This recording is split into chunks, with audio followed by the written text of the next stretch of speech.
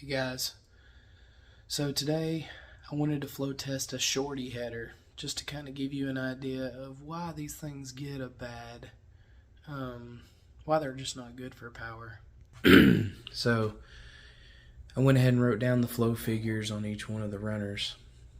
218 CFM, 218 CFM. The longest runner and the shortest runner. Both flowed exactly the same. The two center ones, similar length runners, similar bends, they also flow similar. So very interesting. But what we're going to do together is, I've already flowed these individually. Now what we're going to do is I'm going to take and flow the shorty header with none of the ports blocked off. So when I flowed this last time,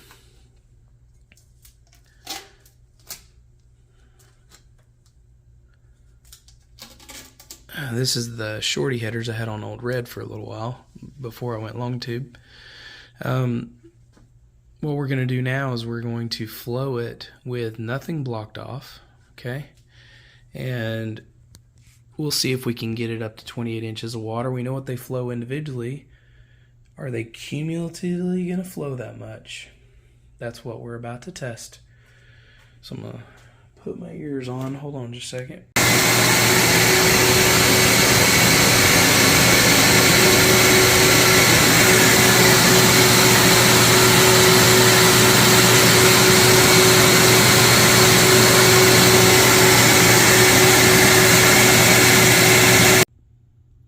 Alright, so we just got done with the flow test. So here are the individual runner flows, okay? Longest to shortest. There was a 0.63. I had to do a leak check. I just had it sitting on here. This is a slip fit, okay? Ball joint. Not really a slip fit, but a ball joint. So that ball joint just sits right on the inside of the slip here.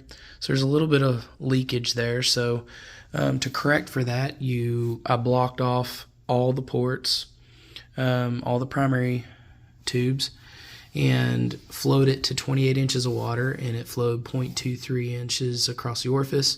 So I subtracted that from each of the delta P's, and that should make sense to you. So these are the corrected flow figures as we already discussed. Now, this is what we just flowed. 491 CFM is what it flows cumulatively. So that's just over half of these put together. And this is what I want to talk about, why shorty headers, they just suck. Okay, there's no other way to put it.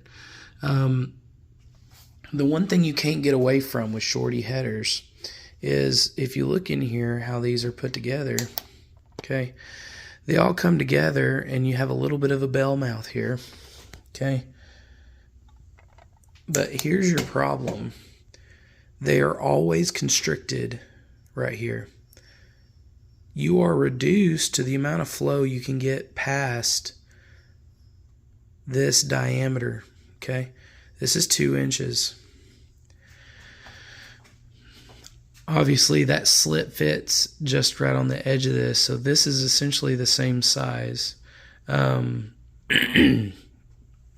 we're going to do is flow this by itself, and what you're going to get is, I guarantee you, I haven't done it yet, I guarantee you when we flow this,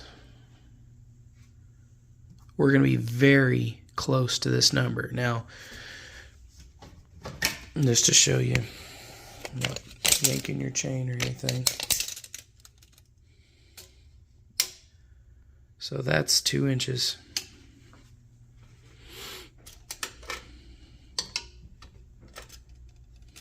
That is just over 2 inches, okay? So the flow figures between this and that sharp edge orifice should be Very similar. Okay. So I suspect this one will flow just a little bit more, but I bet you they will flow very, very similar to that 491 CFM mark. So I'm going to do the flow test real quick. I won't bore you with turning motors on and stuff, and we'll come back to the numbers. Alright, so just finished the flow test. So the orifice by itself flows 480 CFM. And again, I'm not really surprised by this. They're within 10 CFM of each other. 10, okay, 11. And that should not be a surprise to you. Okay, so this diameter here and this diameter are very similar in size. The reason this one, even though it's a little bit skinnier, has better flow characteristics is just because it's not a sharp-edged orifice. This is a, excuse me, this is a nice smooth, excuse me again, this is a nice smooth transition here. So it flows a little bit better, and that would flow better too if it had a nice little bell mouth going into it. So a shorty header, even if your cylinder heads flow 230 CFM, which is a pretty typical small block Chevy flow figure at peak exhaust lift, if you flow 230 CFM, you got to keep in mind your exhaust valve at 6,000 RPM is opening and closing about 50 times a second. That's insane, but that is the reality of what's happening. And so you have to flow this, just like I was talking about in the last video, you have to consider this all flowing the cumulative amount to be able to get your peak flow of your exhaust. And if you cannot flow a cumulative amount here, you have back pressure in your exhaust. And what does that do? When that back pressure exceeds the pressure in the exhaust coming out of the cylinder, it will stop the flow of the exhaust, and that exhaust will remain in the cylinder for the next firing sequence.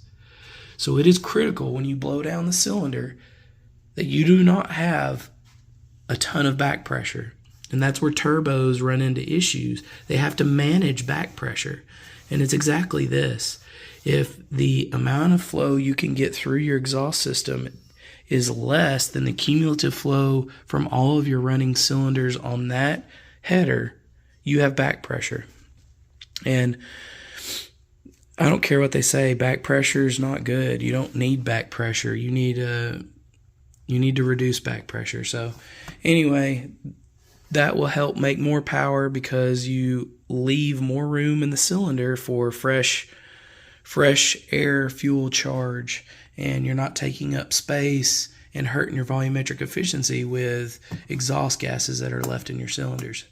So that's why having an 8-inch long collector, which obviously my long tubes here, can't really see very good, but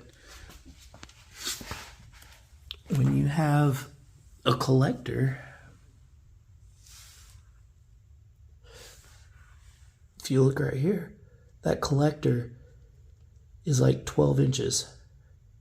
They all smooth come together to a 3-inch pipe and go out. Now, the primary tubes flow a little more because they're 1 3/4 inches each. So let's flow a 3-inch orifice. Okay, so let's pop these loose. Let's change our orifice here. I'm pretty sure that's my 3-inch.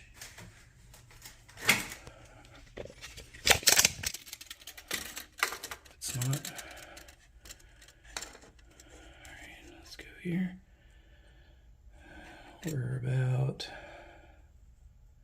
yep, it's pretty close to 3 inches, okay? Good enough for what we're doing. So it's just under 3 inches for this orifice. And I'm going to do the test again real quick. Crank these bad boys down. Get that nice and sealed up on that seal I've got in here.